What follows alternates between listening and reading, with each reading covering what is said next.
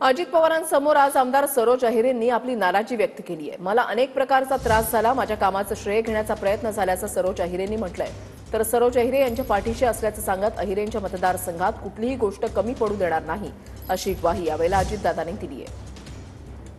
अनेक प्रश्न आहेत दादा की त्याला मला काम करायला त्रास होतो आणि सर्व ह्या व्यासपीठावरील सर्व राजकीय लोक याचे सर्व साक्षीदार आहेत। मी काम मंजूर करून आणायचं आणि परस्पर त्याचं श्रेय घेण्याचा प्रयत्न करायचा। तसंच कुठेतरी तशी शिस्त ही आपल्या मित्र पक्षाच्या लोकांना पण असली पाहिजे की जेणेकरून हा वादविवाद घडवण्यात काही अर्थ नाहीये। सरोज ती दुसऱ्यांदा आमदार झालेली आहे। साहजिकच काम करताना असं कोणी त्रास दिल्यानंतर माणूस जरा तो हळवी असल्यामुळं तो अशी थोडीशी नाराजीनं बोलत होती, परंतु चालतं, फार काही ह्या गोष्टीला महत्त्व देऊ नको। आम्ही तुझ्या पाठीशी मजबूतीने आहोत, तुला कुठलीही गोष्ट आम्ही कमी पडू देणार नाही।